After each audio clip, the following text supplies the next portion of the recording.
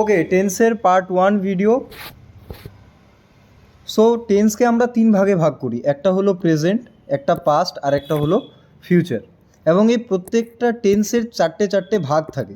যেমন প্রেজেন্ট আছে, প্রথম ভাগটার নাম হলো সিম্পল প্রেজেন্ট টেন্স। তারপর হলো প্রেজেন্ট কন্টিনিউয়াস,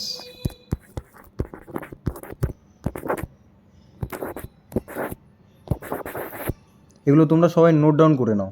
1 নাম্বার এটা, 2 নাম্বার এটা, 3 number present perfect tense, present perfect, এই যে পারফেক্ট বানান। তারপর হলো প্রেজেন্ট পারফেক্ট কন্টিনিউয়াস, তার মানে এর সাথে শুধু কন্টিনিউয়াস অ্যাড হয়ে যাবে,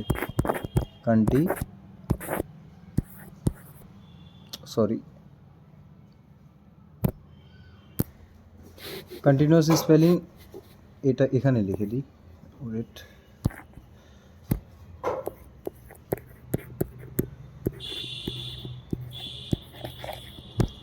শেষ, এই চারটে। তাহলে প্রথমটা হলো সিম্পল প্রেজেন্ট টেন্স, দ্বিতীয়টা প্রেজেন্ট কন্টিনিউয়াস, তারপর প্রেজেন্ট পারফেক্ট টেন্স, তারপর প্রেজেন্ট পারফেক্ট কন্টিনিউয়াস। এবং এই প্রত্যেকটা যেমন পাস্টের ক্ষেত্রেও সেম হবে, জাস্ট প্রেজেন্টের ক্ষেত্রে পাস্টের নামটা অ্যাড হয়ে যাবে, তারপরে সেম আবার ফিউচারেও এক্স্যাক্ট সেই জিনিসটাই।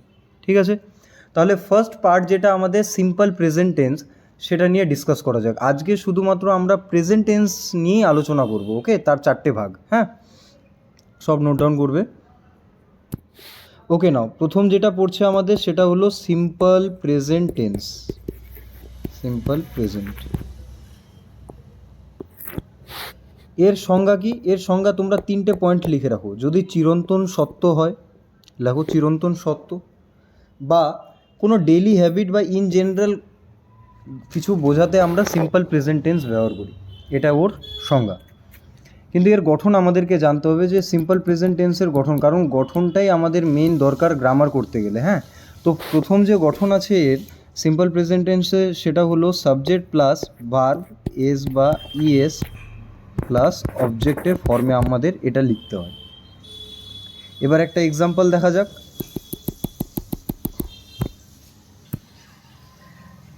যেমন আমি একটু আগে বললাম সাবজেক্ট ভার্ব এস বা ইএস প্লাস অবজেক্ট, আমি এখনই লিখতে পারি হি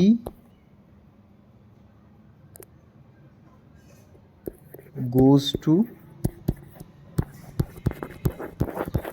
স্কুল। এই যে সাবজেক্ট আছে, ভার্ব আছে, অবজেক্ট আছে। ঠিক আছে, এবং হি এর সাথে যেহেতু ভার্বের সাথে ইএস যুক্ত হয় গো এর সাথে, তাই ইএস যুক্ত করেছি এখানে। ক্লিয়ার হলো?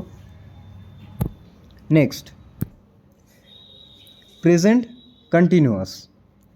প্রেজেন্ট কন্টিনিউয়াসের গঠন হলো subject plus am is are plus VING plus object. কিন্তু এর সংজ্ঞা কি? বর্তমানে রানিং কোনো কিছু একটা হচ্ছে, বর্তমানে রানিং কোনো কিছু একটা হচ্ছে, তো সেটা বোঝাতে আমরা প্রেজেন্ট কন্টিনিউয়াস টেন্সকে ব্যবহার করি। এটাই তোমাদের সংজ্ঞা, মানে রানিং, বর্তমানে রানিং কিছু হচ্ছে। যেমন আমি রানিং হচ্ছে মুভি দেখছি, বা রানিং আমি পড়ছি, বা রানিং আমি এখন ভিডিও বানাচ্ছি, তো সেটা আমার কি প্রেজেন্ট কন্টিনিউয়াসে চলছে। কন্টিনিউয়াসের বাংলা মানেই হলো একটানা, একটানা রানিং কিছু একটা চলছে। হ্যাঁ, সো এটা গঠন। এবারের একটা এক্সাম্পল দেখা যাক। যেমন আমি যদি এখনই বলি যে আই অ্যাম প্লেইং ফুটবল, তার মানে কি? একটা হবে, এর মানে কি? যে আমি এখন রানিং ফুটবল খেলছি, আই অ্যাম প্লেইং ফুটবল, এই ফর্মেই লেখা হয়েছে। সাবজেক্ট আছে, এমইজআর আছে, ভার্বের সাথে আইএনজি আছে, এবং ফুটবল অবজেক্ট হিসেবে। তো আশা করি বোঝা গেছে। এবার নেক্সট হচ্ছে present perfect tense. Present perfect টেন্সের গঠন কি? Subject plus have oblique has plus V3 plus object. এটা আমরা কখন করি? সাপোজ প্রেজেন্টে আমি কোনো একটা কাজ করেছি এবং তার ফল এখনও আছেই। আমি একটা বাড়ি বানিয়েছি এবং সেই বাড়িটা প্রেজেন্টেও আছে, সেই ক্ষেত্রে এই টেন্সটা ব্যবহার হয়।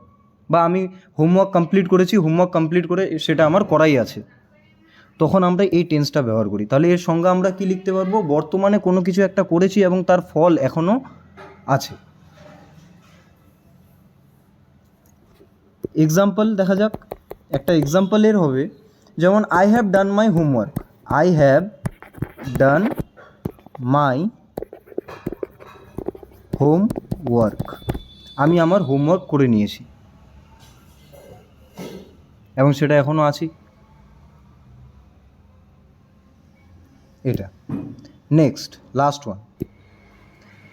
এবার প্রেজেন্ট পারফেক্ট কন্টিনিউয়াস, সেটা তোমরা হেডিং করে নাও। এবং এর গঠন কি? প্রেজেন্ট পারফেক্ট কন্টিনিউয়াসের সাবজেক্ট প্লাস হ্যাভ অবলিক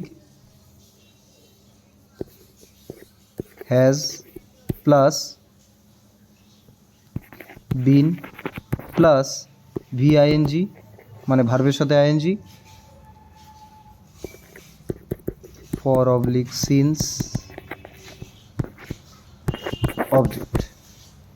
এটা কখন আমরা ব্যবহার করি? সাপোজ বর্তমানে কোনো কিছু একটা হয়েছে এবং চলতেই আছে, অনেকক্ষণ আগে শুরু হয়েছিল এবং অনেকক্ষণ পরেও সেটা কি চলছেই। সাপোজ সকালবেলা বৃষ্টি পড়তে শুরু করেছিল এবং বিকেলবেলা দাঁড়িয়েও আমি দেখছি কি সকাল থেকেই বৃষ্টি পড়ে যাচ্ছে। এই যে সকাল থেকেই বৃষ্টি পড়ছে, এটা বোঝাতে আমরা এই টেন্সটাকে ব্যবহার করতে পারি। যখন প্রেজেন্টে কোনো একটা জিনিস লং পিরিয়ড অফ টাইম ধরে চলতে থাকে, অনেকটা সময় ধরে চলতে থাকে, তখন আমরা এই টেন্সটাকে ব্যবহার করি। এটাই হবে ওর সংজ্ঞা। এবং এর গঠন কি? Subject have oblique has plus been plus VING plus for oblique since object. এর এক্সাম্পল দেখা যাক। যেমন আমি এখনই যদি এটা বলতে পারি যে it has been raining since morning. It has been raining since morning. এখানে আমি মর্নিং লিখলাম, জায়গা নেই। It has been raining since morning, তার মানে কি সকাল থেকে বৃষ্টিপাত চলছেই, এবং সেটা আমি বিকেলবেলায় এই কথাটা বলছি বা রাতে কথাটা বলছি, তখন হচ্ছে প্রেজেন্ট পারফেক্ট কন্টিনিউয়াস টেন্স হয়। তাহলে আমি সংজ্ঞাও বুঝিয়ে দিলাম, সব কিছুর গঠন দেখানো হয়ে গেল, এক্সাম্পলও প্রত্যেকটার দিয়ে দেওয়া হলো। হ্যাঁ, এবার সামারাইজ করা যাক চারটের আমরা কি কি পেলাম। গঠনগুলোতে ফোকাস করি। প্রথমটায় ইজি আছে, সেটা হলো সাবজেক্ট ভার্ব এস বা ইএস। এই কনসেপ্টটাই যে ভার্বের সাথে এস বা ইএস কখন হয় সেটা আমি অলরেডি যে আমার টেন্সের আমি যেটা প্লেলিস্ট স্টার্ট করেছিলাম ইংলিশ বেসিক টু অ্যাডভান্স, যেখানে বেসিক থেকে অ্যাডভান্স পর্যন্ত সমস্ত কিছু ভিডিওস ধীরে ধীরে ওখানে অ্যাড করা হবে, সেখানে দেখলেই তোমরা বুঝতে পারবে। Plus object. Next subject plus am is are plus VING plus object. তারপরে পেলাম subject plus have oblique has plus V3 plus object. Next subject plus have oblique has plus been plus VING, sorry একটু লিখতে অসুবিধা হচ্ছে, ভিআইএনজি and then ভিআইএনজি হবে, তার পাশে for, এটা সাইডে লিখে নাও, সিন্স প্লাস অবজেক্ট। এই ফর্মে আমরা পেলাম। ওকে, এটা আমি পুরোটাই লিখিয়ে দিই। প্রেজেন্ট পারফেক্ট কন্টিনিউয়াসের গঠন আমরা এটা পেয়েছিলাম, subject have oblique has plus been plus ভিআইএনজি